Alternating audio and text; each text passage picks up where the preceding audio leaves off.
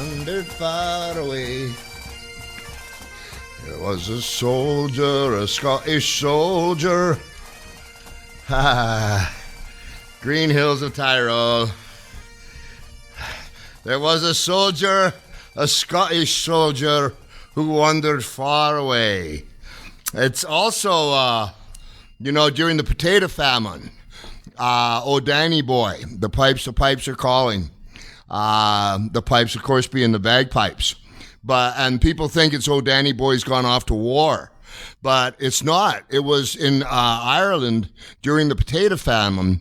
All the young guys, they're growing up, there's nothing there. And they're leaving their mums and dads. And it was horrible. Me suffering from empty nest syndrome right now because my 4 kids are not home.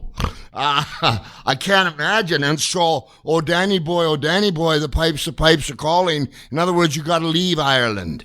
And you got to go make the best that you can. And they went to America and they all became cops. That's where, I don't know. That's where the lineage kind of changed for me. I'm half Scot, half Irish, and I didn't seem to make the police department. But that's okay. Welcome back to Piper's Pit Pod with Podcast 1. I'm really, really happy that you're here. We got like a really super guest coming up. Before I bring him on, though, I want to thank, without Stacy, my producer, nothing would happen. Okay, she's the best. She's just the best. Here at Podcast 1, they really take good care of me. They know me. Sometimes I forget, So I just want to thank them all for allowing me. There's somebody else. I need to thank a bunch of people. I'm doing a bunch of stuff. But here's somebody I really need to thank because, 4 kids. Now, I don't know how many pro fighters that raised 4 kids that turned out, in spite of them, good. All my kids are wonderful. My youngest Fallon is in her 2nd year of college. She's going to be a psychiatrist. I know. She's going to figure out her dad. Everybody says the same thing, okay? But here's the thing. Got some pretty cool stuff. I got Rowdy Pipers all out of bubblegum soda pop, and you can get that. Now you can get that at any Rocket Fizz store in America. You can get it at any Bevmo store in America. So I'm not sure. I don't want to make up the number and exaggerate, but I think I'm in like about 125 stores in America. Or you can go to rowdyroddypiper.com and they'll send it to you any place in the world. Sometimes they're just cool, I'll sign them for you, put them on the mantle, and when they're really cool, drink them. Because people like them. And, it's a cool thing. It really is. In 1988, I said, I have come here to chew bubblegum and kick ass. And I'm all out of bubblegum. And now it's a soda pop. And next coming with it is the bubblegum. I kid you not. They've had me taste the bubblegum because I told them with the soda pop, I said, listen, you need to put extra fizz in it. These are my people. Okay, you need to put extra fizz, extra kick, extra everything. It needs to be pure cane sugar. It needs to be all the right stuff. And the guy, man, Rob and Ryan, these are the guys that own it that I'm dealing with. It's the only guy on this idea. I deal with Vince, Donald Trump, Rob, Ryan, Rin Tin Tin, Lassie, the owners. And do you know that Lassie, the original Lassie, when they had Lassie Saving Timmy, those who remember that, the original Lassie was a boy dog. So, cut, could someone comb the hair over Lassie's? Anyway, so so they got me now bubblegum. And I'm tasting bubblegum. And they got me tasting all this different kinds of bubblegum, so I make sure you get the right kind of bubblegum. And that's going to be coming out in the next month. And then brand new villain t-shirts. You can get them on rowdyroddypiper.com. Last thing that I'm doing that I dig, that's really cool, that I hope you're going to dig is in a movie I'm playing Oscar Wilde. Holy cow, born in Ireland. did 2 years in jail. Been doing my research. So that one when we come. Because like the guy that I have for you, the guest I have for you today is just, I don't know, man. If you know what, if you don't like this guy, then you should just, I don't know, go over to Afghanistan and vacation.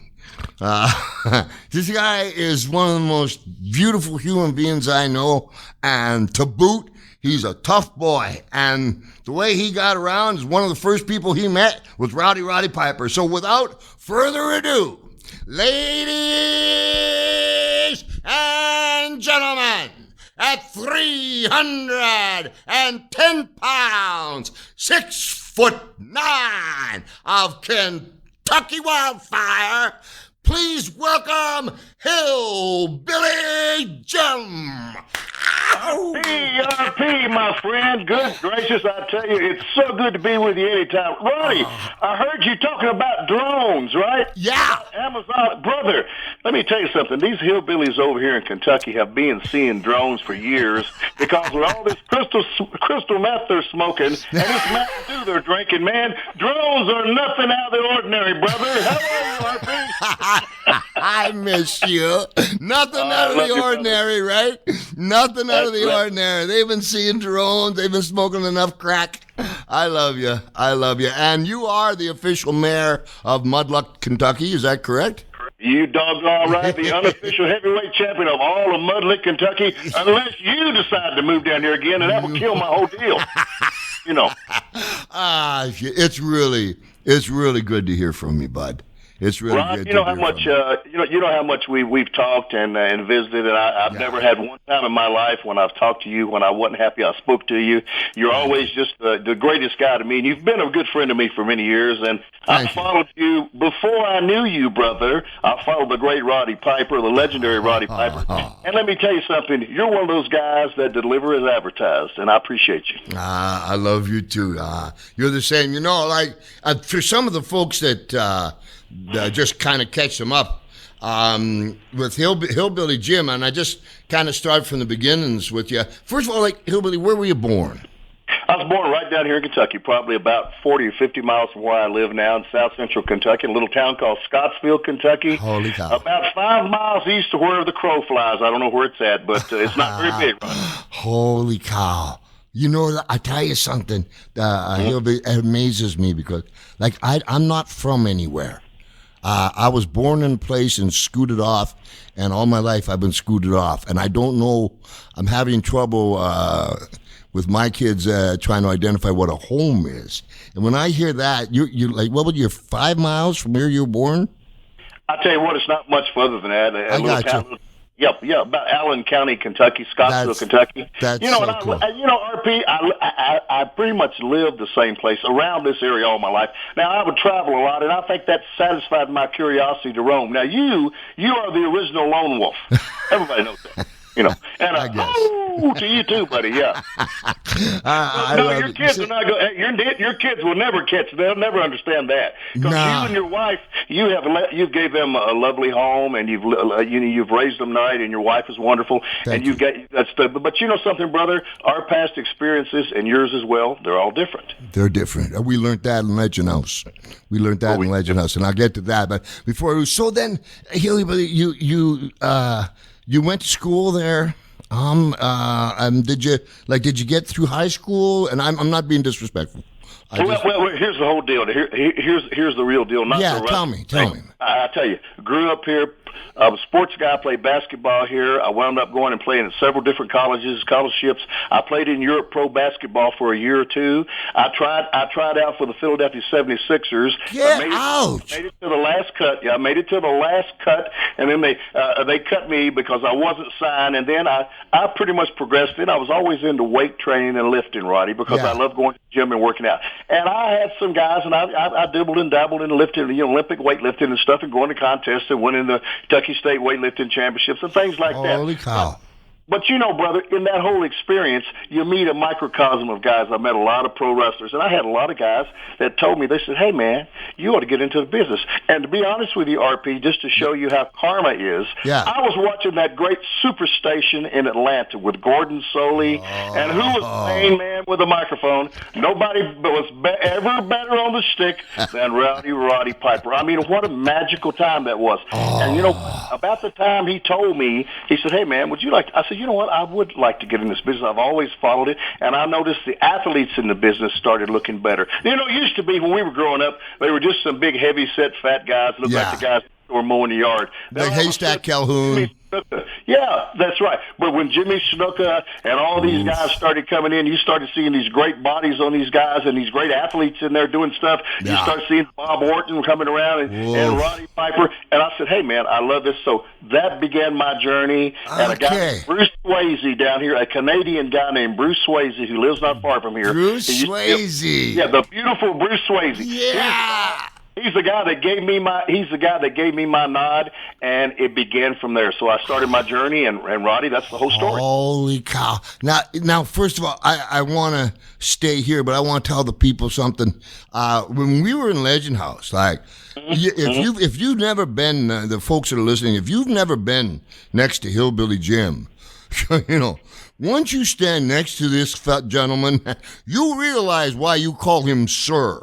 And some of the stretching and techniques he went all by himself, nobody could do. And at his size and his weight, it was truly impressive. And I didn't know that you had a basketball career like that. Can you imagine that if well, you've done great, but if you just had half a chance at a real college, you would have been a pro basketball player without a doubt.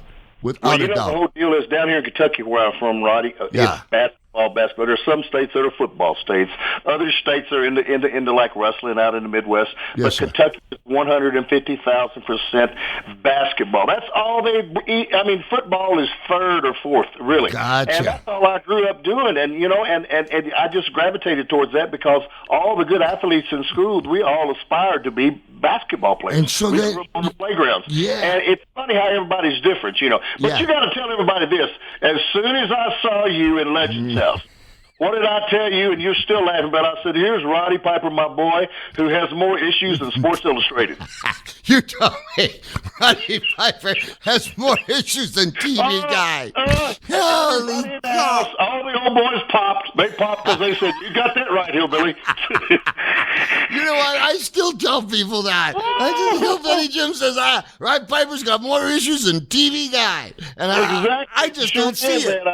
Man, it's hilarious. Oh, I love you. So then, you were hitting the weight room enough where you won the state championship in powerlifting? That explains a lot.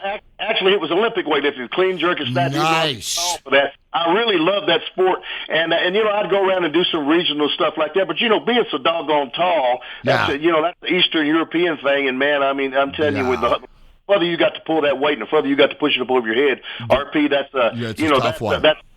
just a logistics problem. But anyway, it's just something I enjoy doing, and I enjoy working out, RP, and I still even today, man, I get into it as much as ever, and I told some guys, and I told you, I wish I had another lifetime to come back just to do it all over again and to do it better. Because, we only did, like when you and me were going up and down the road in the WWF, we would talk about workouts and stuff, and we did everything that we knew to do. We took the supplements they told us. We did the workout, but now things have changed so much, and it's really, RP, got so much better. Because, I know you at Legends House, you were juicing, you were doing the protein powders. You were very, very precise about when you ate and what you ate.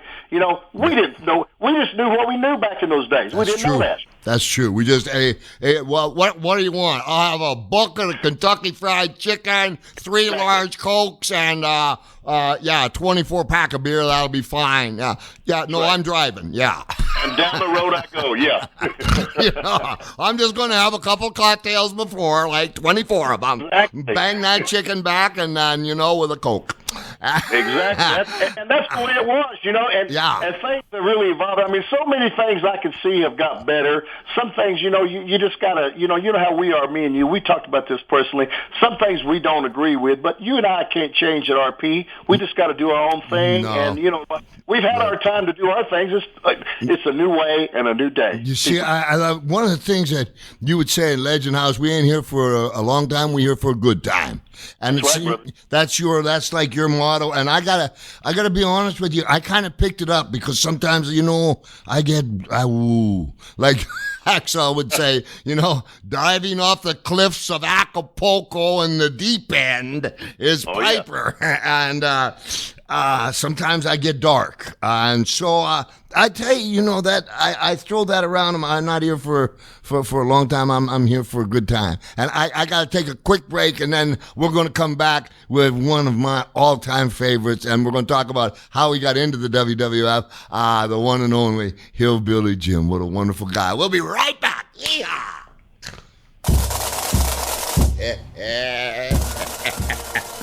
Here we go. We are back with the one and only Hillbilly Jim from Mudlick, Kentucky.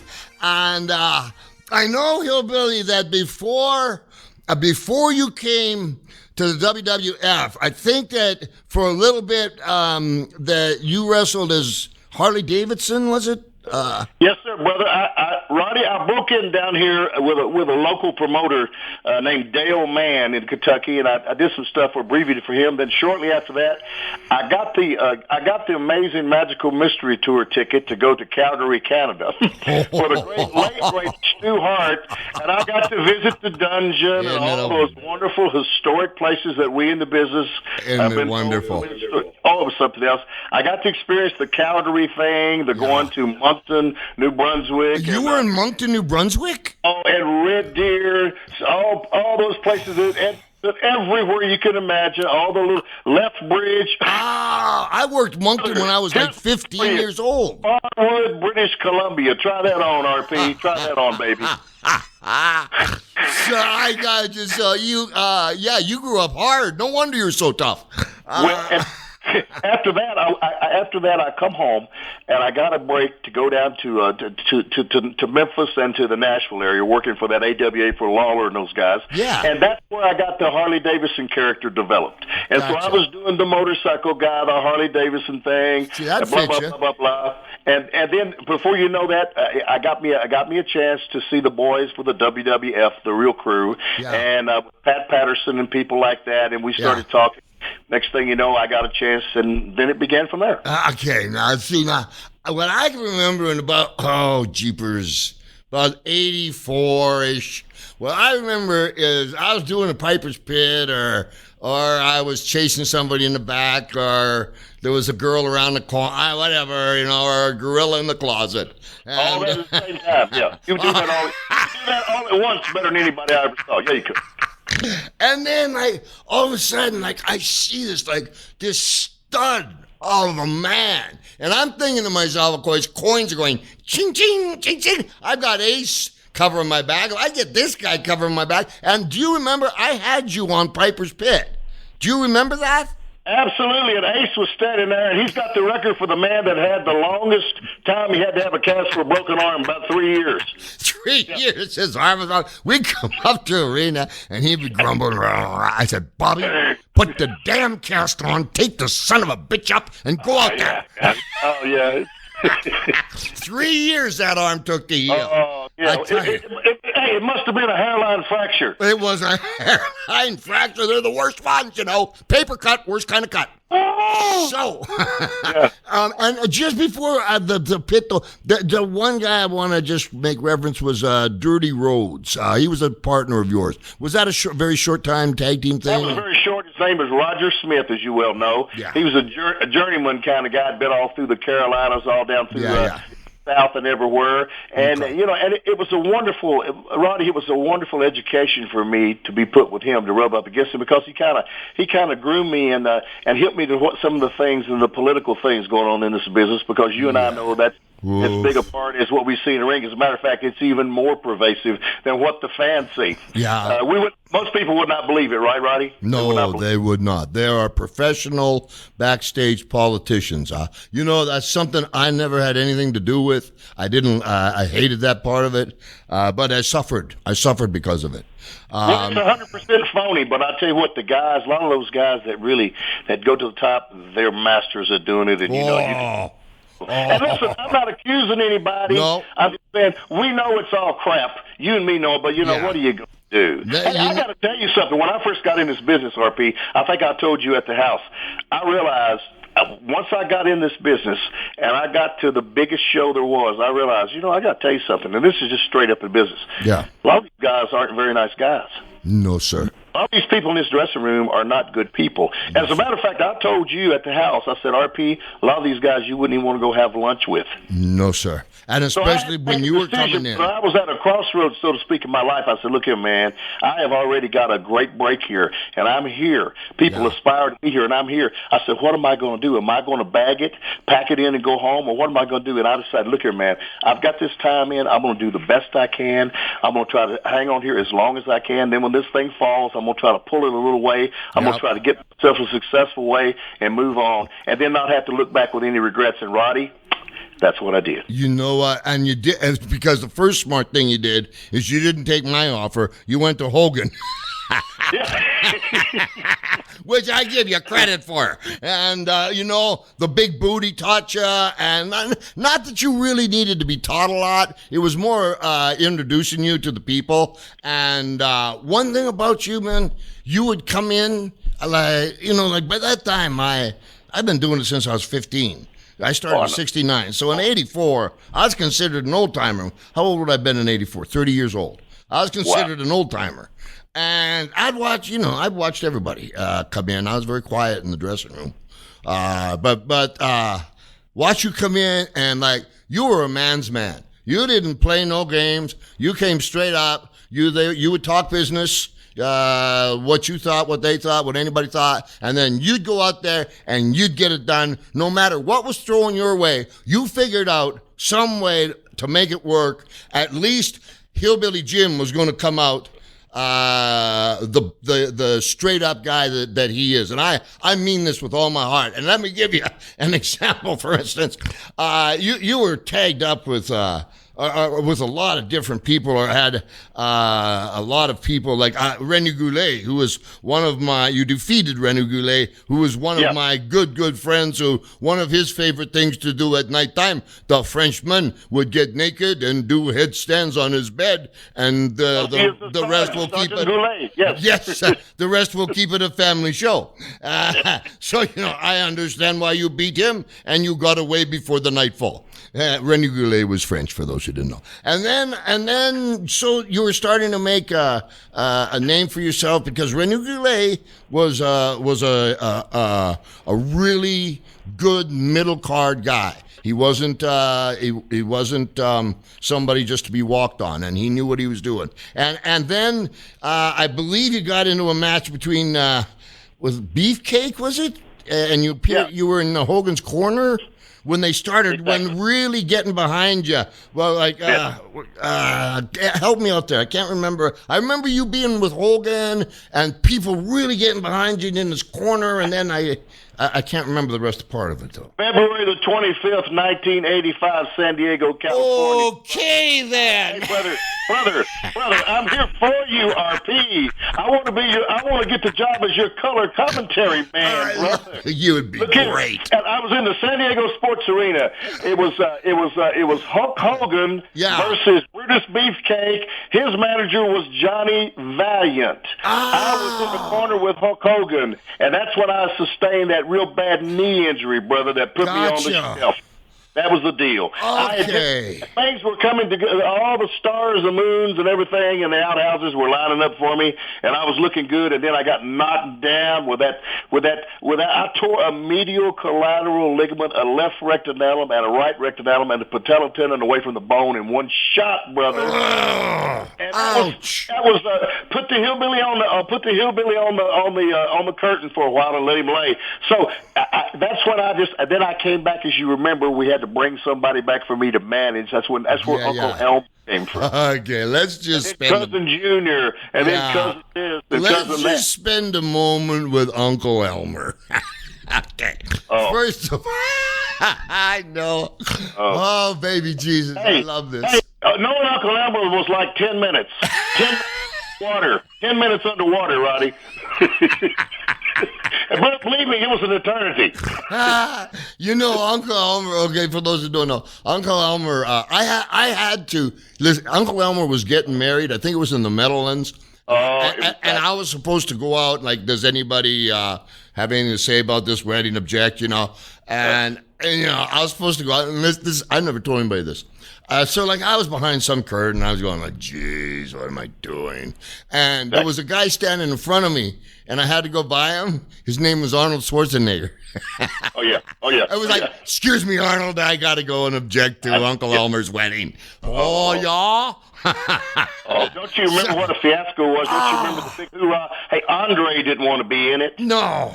And he was mad. He was hollering and yelling, and Vince and him were yelling at each other. And I said, oh, my, this is going to be real. This is going to turn out really ugly. Yeah. He didn't want to have nothing. First off, he didn't like Uncle Elmer, whose real name was Stan Frazier. He didn't care for him. No. He didn't want to be a part of that. And, of course, I knew you didn't. No. Nobody did. No.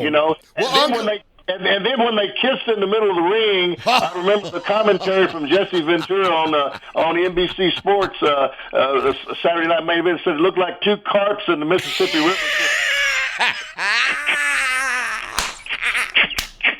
I love Jesse. It looked like two carps in the Mississippi River when they get. For real. When Uncle Elmer first came into the dressing room in the WWF, he had open up his coat, and he had all these Rolex watches.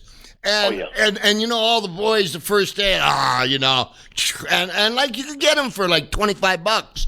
And, everybody, here, the stupid, who would do that? And like a week later, everybody had a Rolex, Everybody had a Rolex. Yeah, and they were guaranteed for a week. And, he had special solution. So when your wrist turned green, you could get the green off.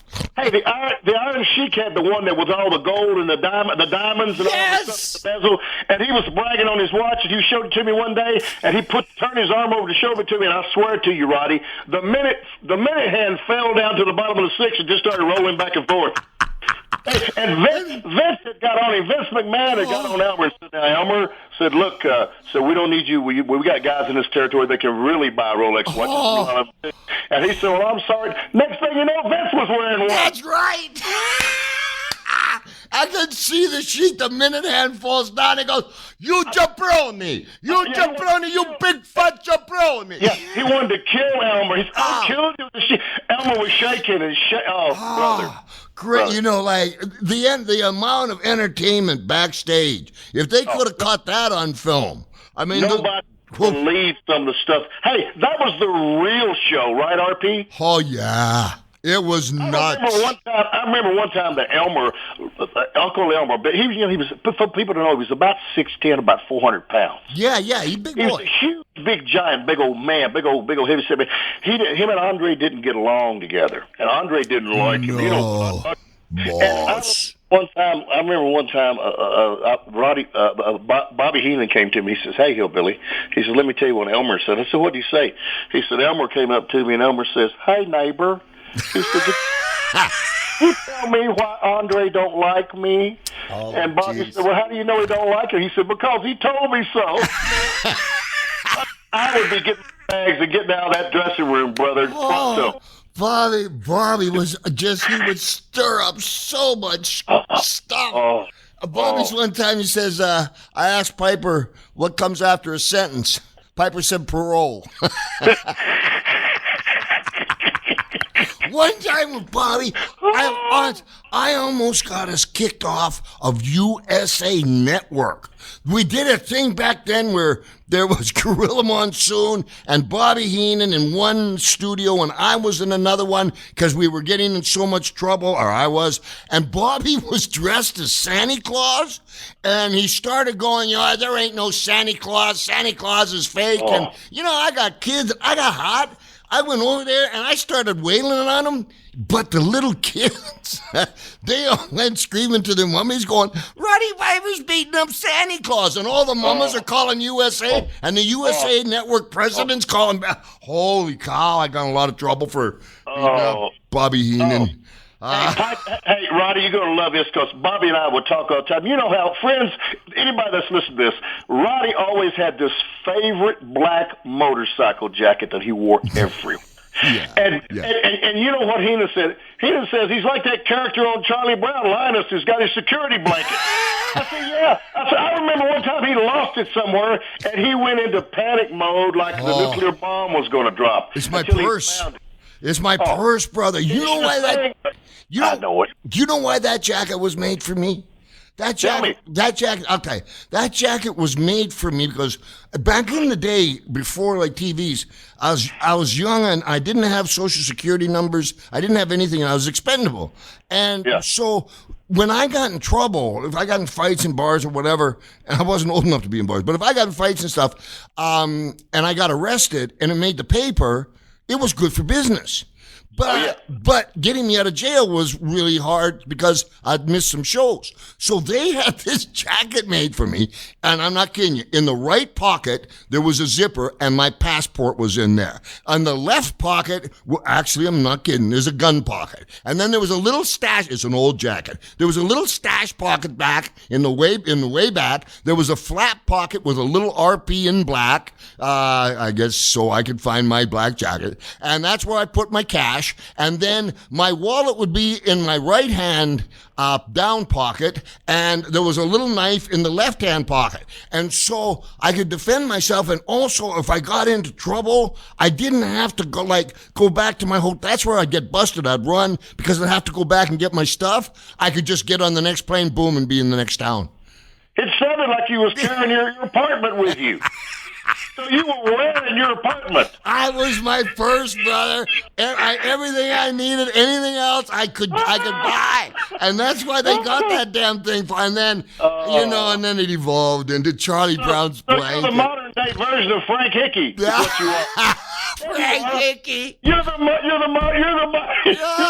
day version. I get it. Holy cow! For those who don't know who Frank Hickey was, like years and years ago, he was way ahead of his time as like a spaceman, and he'd come in and don't be a goof, and he wouldn't let people know that where he lived that he was a wrestler, and you had to pick him up like 2 blocks around, and then he'd get to the dressing room early, and he'd lay out newspapers all over to sanitize. Then he would spray it. Don't be a goof. Yeah. Then he'd put. What a treat! At the end of his life, let me tell you, he was living about 40 miles away from me. Up here in a little town called Park City, Kentucky, on the way towards Louisville. And he would eat about every day at this one little Wendy's. He'd go in there and you'd see him. He'd have a all Japan jacket on and stuff. Yes. He was living in some hotel. That's it. That's the one I'm talking about. Yeah, and he was doing the same thing because, the powers that be at the WWF and the WWE, Vince and all those people, they tried to give him a job. They tried to bring him to Connecticut and give him a fugazi position and pay him. He wouldn't have it. He wouldn't have it. I believe that. Have it, RP. He would not. Get this. I don't know how many people know this. During the Second World War, Frank Hickey somehow got behind the enemy lines, and I got to make up the number, and I don't because you guys can look this up, but captured some, a couple of generals, a lieutenant or whatever from the German, and marched them back. And captured, and they got a huge amount of information. This is Frank Hickey, and he was like a war hero and never talked about it. And medal, nothing. Yeah, he was quite a man, and I believe he had an honor system to him that was a strange one. Well, now, Roddy, you have a lot of that spirit in you too. I'll tell you right now, you have a lot of that I'm my own thing. I've got to be responsible for myself. I've got to take care of my own deal. It's hard for me to get into this trusting of things and people's, and I'm curious, and I've been, because, you came up the hard way. There's a lot of the great spacemen, Frank Hickey and RP, believe me. I take that. Listen, I'm saying that as a compliment to you, brother. We learn a lot about. Let's talk about Legend House. I can't believe that the time is flying by. I only got 8 minutes left with you. Oh no, this is wrong. Yeah. Oh man, we just got started. You could have a double award-winning show if we could just double this podcast. Absolutely. We went to Legends House and people are still talking about that Legends House. It was really difficult for me, especially the first couple days. But if it wasn't for guys like you, Hacksaw, those two just right off the top of my head. There was, I don't know, because just what you said, you knew what not to push. I don't know. I didn't go to bed for the first 3 days. I tried to get out, and I ended up in the friggin' desert. And I hate snakes. And here I am in my house coat in the desert with scorpions and snakes. Yeah. I'm going where the hell am I going? So I just walked back to jail. And, exactly. And then I got Tony Atlas cooking bull dick. And I'm looking at you. I'm just kind of hush puppy eyeing you can I strangle him or will I go to hell And everybody else is playing cards. Yes. And you're looking like, what is going on? What's happening to my life? First 2 or 3 days, that's what you look like. You look like a guy. You look like is this real? Is this some kind of a strange movie that I've entered into that I didn't know I was going to get? Brother, I had no idea. I'd never share rooms. Yeah, me either. No, I don't like that. No, and I sleep alone. I drink alone. But then, got Hacksaw, and I put a big roll of tape down the Mason-Dixon line, don't cross the line, and then you were there, and you in the morning you were doing your stretching, and we started, I know you guys were reaching out to me. We love you. Remember, I get the guitar, we start singing songs, we start playing. How much fun was it, man? Oh. I knew it took you about 3 days to what I call decompress. Yeah. At least 3 or 4 days. And let me tell you something. I'll fast forward throughout the whole thing. It was tough, but I got to tell you something, man. Wasn't it wonderful? I never in my life had a chance to spend any time with Roddy Piper or Hacksaw Jim Duggan or any of the other boys in there. We always just saw each other in the dressing rooms or at the shows. Yeah. Actually, when it ended, I felt I missed you guys. I still miss you guys. I do too. And you know what I found out, and I want to let the people know that you are a great musician. And if you don't know, Hillbilly Jim, he can play. He had that guitar out. So all of a sudden, he's got the guitar out, and I'm going. Oh, yeah. Harmonica roll. That's right. And we start. I'm telling you right now, it was on, baby. It was on. Yeah, Hillbilly Jim Lynn got me an E harmonica, and he said, just blow the reeds right out of it. He did too, man. He sounded like, hey, Mississippi John Hurt, Roddy Piper, some black guy from Mississippi. It was perfect. We had so much fun in the concert. I don't even know if they aired that. I never got to see the whole episodes. Roddy, they never aired that. And they never aired us. Did. When I did my Sirius XM's Outlaw Country radio show that we did, yes. They never aired a moment of that, but it don't matter. We had fun doing it. Tell me where I can find and listen to you every week on the country western show you do. I have a show on Sirius XM's Outlaw Country. It's called Hillbilly Jim's Moonshine Matinee. It comes on each weekend on Saturday and Sunday on Channel 60. That's Outlaw Country 60, and you have to look at it at Central Time where I'm at. Central. It's 9 to 1 on Saturday mornings and 1 to 5 on Sunday afternoons. Or if you're in L.A., it'll be 2 hours earlier. So it'll be Gotcha. 7 to 11 on Saturday morning, and it'll be from 8, 9, 10, it'll be like 8 in the morning or 9 in the morning to 1. On Sunday. So you're have to look for the right. And I've had a show on there, Roddy. I'm going into my 10th year on the Moonshine Matinee. I've had a lot of good guests, and it's just been magical. You know, I had a chance. I can't believe it. We did an episode on Legends House where the whole episode was Hillbilly Jim doing his radio show, and you don't appreciate a guy until like all of a sudden there's 7 other guys really qualified to do shows, and here's Hillbilly Jim, and he's got to take it. Boom! He never missed a beat. Your sister Rose is dead. Shot in the head. And you rode with that puppy. It was a great show. We all laughed. We had a great time with it. I don't know if the show ever aired on Sirius. They never aired it, Roddy. They never aired it. Shoot. You should just get that show from them and air that show on Channel 60 on Sirius. You know what? We got to do that because because I got a chance to visit with all you guys and get interviews with all my boys. Yeah. It was heavenly, and we were laughing. Oh. And last night we had us a big old dinner, and things got better, didn't it, brother? Yes, sir. That last dinner, the last supper. Holy cow. We'll just leave that. But Hilly Billy, I went over to England. I did England, Scotland, Ireland, Wales, the one-man show. I did 26 hours improv on stage in 13 days. And I was talking to you. I want to bring you with me. I want the music in it. And if I could someday be a guest on the Hillbilly Channel 60 on Sirius Radio, 9 to 1 Saturday Central Time, which is 7 to 11, or 9 to 1 Sunday, which would be our time here, PST, Pacific Standard Time.